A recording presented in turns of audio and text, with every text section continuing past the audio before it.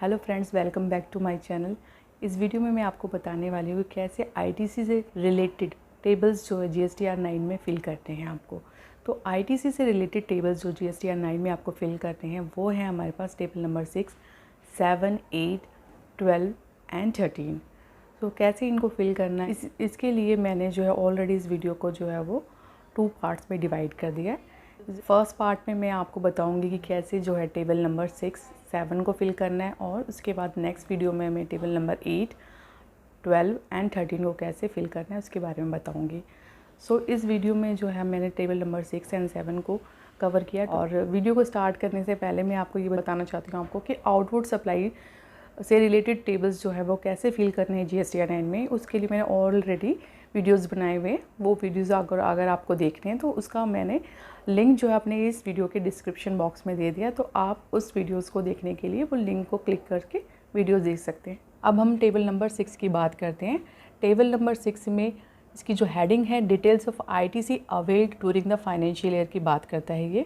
ये auto populated table होता है। अब हम 6B की बात करते हैं। 6B में इनवर्ड सप्लाई जिसके ऊपर आपने आईटीसी क्लेम किया है वो इन्फॉर्मेशन आपको 6B में देते हैं। बट इसमें इनवर्ड सप्लाई वो वाली जिस पे कि आपने आरसीएम में टैक्स पे किया है या इंपोर्ट वाली कोई इनवर्ड सप्लाई है वो यहाँ पर हम काउंट नहीं करते। इसके साथ ही यहाँ पर इस टेबल में जो है हमें आईटीसी जो हमने क्लेम किया है इनपुट पे, सर्विस पे या कैपिटल गुड्स पे, तो उसके लिए सेपरेट कॉलम बने हुए वहाँ पे इंफॉर्मेशन देने की बात की जाती है। लेकिन हमारे पास ऑप्शन है कि हम चाहे तो ये इंफॉर्मेशन जो है वो इनपुट की रो में डाल सकते हैं, बिकॉज हमें नोटिफिकेशन 56 2019 सेंट्रल टैक्स 15 नवंबर 2019 से ऑप्शन मिलती है कि हम सारी इंफॉर्मेशन जो है वो आईटी से रिलेटेड इनपुट वाले रो में डाल सकते हैं। ये जो आपके पास ऑप्शन है ये सारी आईटी से रिलेटेड इन्फॉर्मेशन के लिए आप यूज़ कर सकते हैं। तो जहाँ जहाँ पे भी आपको आईटीसी की इन्फॉर्मेशन देनी है वहाँ पर हमारे पास जो रो है जिसमें इनपुट सर्विस और कैपिटल गुड्स पे आईटीसी की इन्फॉर्मेशन मांगी हुई है वहाँ पर आप चाहें तो सारे आपके पास ऑप्शन है, वहाँ पे सारे आईटीसी आप इनपुट वाली रो में दे सकते हैं। 6C और 6D में जो है इनवर्ड सप्लाई जो कि आपने अनरजिस्टर्ड पर्सन से या रजिस्टर्ड पर्सन से ली है और जिसके ऊपर आपने आरसीएम में टैक्स पे किया है, तो यहाँ पर उस आईटीसी अवेल्ड की बात की जाती है। और इसके लिए आप रेफ़र कर सकते हैं table number 4A3 of form GSTR 3B का। यहाँ पे इंपोर्ट ऑफ गुड्स की बात करता है कि आपको इंपोर्ट ऑफ गुड्स पे जिस पे आपने टैक्स पे किया था, आपने कोई इंपोर्ट की थी गुड्स उस पे आपने टैक्स पे किया था ड्यूरिंग द फाइनेंशियल ईयर में, बट आपने जीएसटीआर 3B फाइल की, वहाँ पर आप इसको रिपोर्ट करना भूल गए और आपने नेक्स्ट फाइनेंशियल ईयर में आपने टैक्स पे किया और उसे दिखाया, तो उस केस में आप ऐसे वाले आईटीसी को इस वाले टेबल में आप दिखा सकते हैं। इसके लिए आपको रेफ़र करना होगा table 4A1 of form GSTR 3B। 6F में आपने इंपोर्ट ऑफ सर्विसेज के ऊपर आरसीएम में कोई टैक्स पे किया है तो उसको इन्फॉर्मेशन जो है आप यहाँ पर देते हैं 6F में, और इसके लिए आप रेफ़र कर सकते हैं table 4A2 of form GSTR 3B।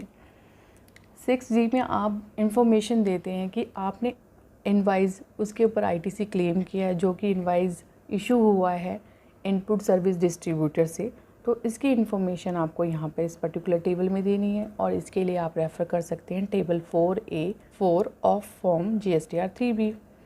6H में हमें आईटीसी जो भी हमने रिक्लेम किया है other than table number B वो यहाँ पे रिपोर्ट करना होता है। जैसे सपोज़ आईटीसी आपको रिवर्स करना पड़ता है। क्यों करना पड़ता है? क्योंकि आपने वेंडर को, यहाँ पर कौन से आईटीसी की रिक्लेम की बात कर रहे हैं, ये वो वाले आईटीसी की बात कर रहे हैं जो कि आपने वेंडर को विदिन 180 डेज़ में पेमेंट ना करने की वजह से आईटीसी आपको रिवर्स करना पड़ा है।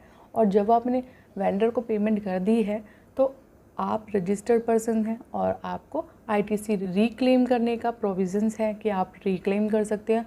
जैसे ही आपने आईटीसी पे किया है तो मंथ में आप जीएसटीआर 3B फाइल करके आईटीसी ले सकते हैं। तो वो वाला आईटीसी जो ड्यूरिंग द ईयर आपने रिवर्स किया और क्लेम कर लिया, वो वाले आईटीसी को आप यहाँ पर अकाउंट करेंगे। फिर इसके 6J में डिफरेंस आपका आता है, आपका 6I और 6 6A का जो डिफरेंस होता है वो वाला डिफरेंस जो है वो आपका यहाँ पर 6J में आता है। ये डिफरेंस क्या होता है? ये डिफरेंस होता है between the total amount of input tax credit availed through GSTR 3B and input tax credit disclosed in row B2H will be auto calculated। आपका 6 टेबल है, वहाँ पे आपका इंफॉर्मेशन आता है जो कि GSTR 3B में आपने पे किया तो वहाँ से ऑटो पॉपुलेटेड आ जाता है ये इन्फॉर्मेशन। और फिर 6B से H तक डिक्लेयर किए हैं, उनके बीच का जो डिफरेंस होता है वो 6J में आता है। कि एंड 6L की बात करते हैं, इसमें ट्रांजिशनल जो क्रेडिट होता है ट्रान 1 और ट्रान 2 के अकॉर्डिंग वो वाला क्रेडिट जो है आपका वो यहाँ पर आप शो करते हैं।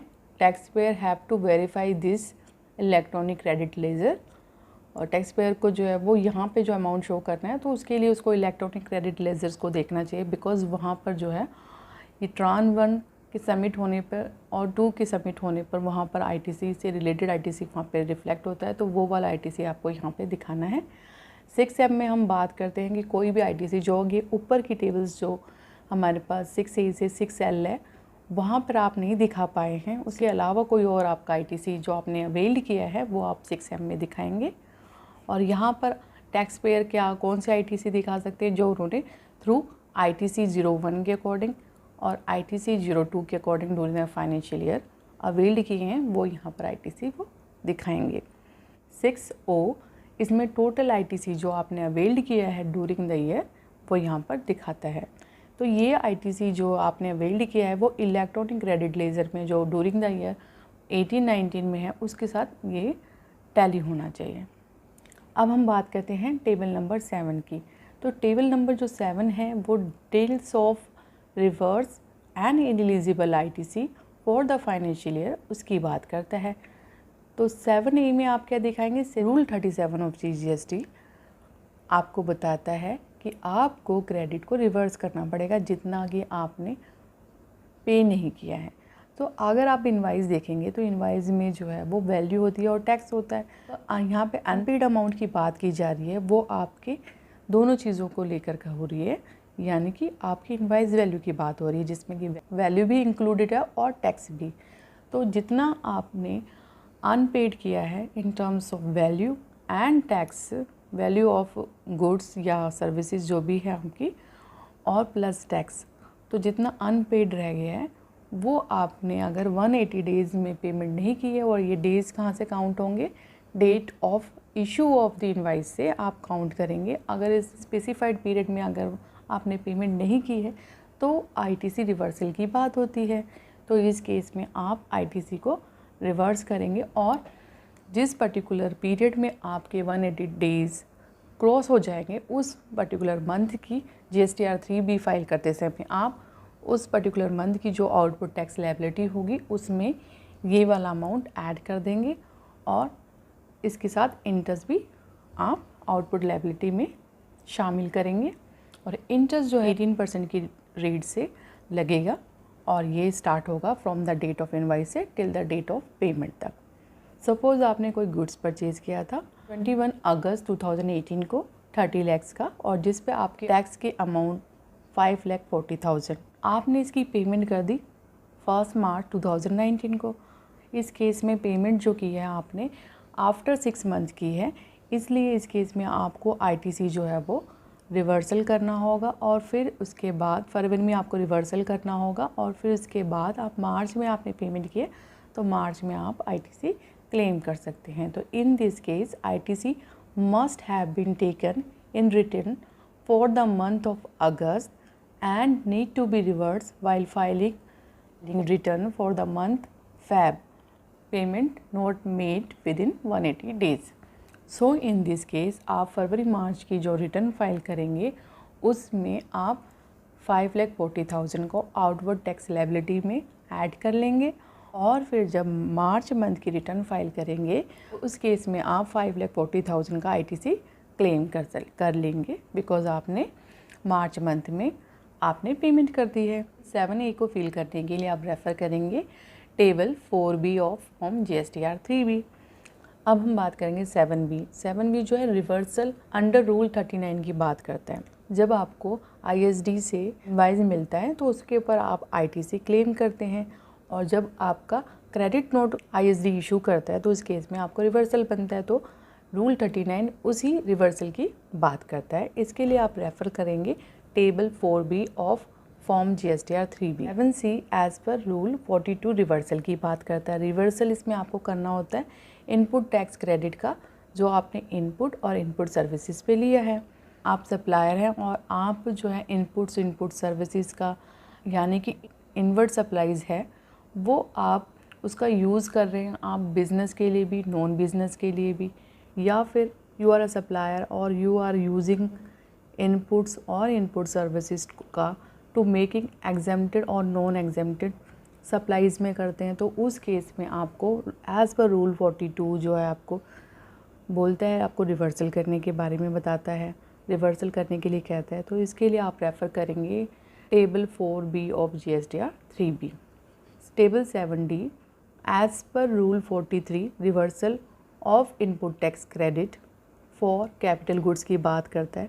इस केस में आप कैपिटल गुड्स का यूज़ जो आपने एग्जेम्प्टेड सप्लाई के लिए किया है उसके लिए रिवर्सल की बात जो है वो रूल 43 कहता है, और ये इन्फॉर्मेशन आपको 7D में देनी है। इसके लिए आप रेफ़र करेंगे table 4B of GSTR 3B। 7E जो है रिवर्सल की बात करता है on account of section 17 subsection 5 of CGST। इसके लिए आप रेफ़र करेंगे 4D of form GSTR 3B। यहाँ पर आपको एक बहुत इंपॉर्टेंट बात नोट करने की ज़रूरत है कि 4D ऑफ GSTR 3B जो कि इनएलिजिबल ITC की बात करता है, वो अगर table 4A of GSTR 3B में टोटल ITC जो अवेलेबल है उसके अंदर आपने इनएलिजिबल ITC को घटा के दिखा रखा है, इनएलिजिबल ITC को हटा के दिखा रखा है, तो उस केस में आप table 4D of GSTR 3B में कुछ भी मेंशन नहीं करेंगे, और उसी के अकॉर्डिंग जो है 7E में जो है आपका कोई भी ITC यहाँ पर इस वाली एंट्री में कोई भी ITC आप नहीं दिखाएंगे। अब हम बात करते हैं 7F।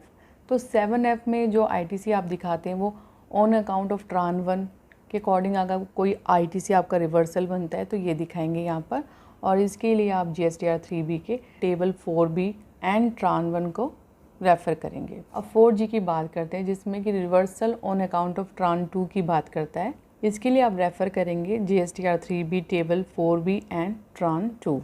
7H में अदर रिवर्सल्स जो कि ऊपर मेंशन टेबल्स में नहीं आते हैं वो वाले ITC यहाँ पर आएंगे, और 7I में आप दिखाएंगे टोटल रिवर्सल्स जो कि आपका टेबल 7A से टेबल 7H का टोटल होगा, और 7J में आपका नेट ITC अवेलेबल आ जाएगा जो कि अवेलेबल है फॉर यूटिलाइजेशन के लिए।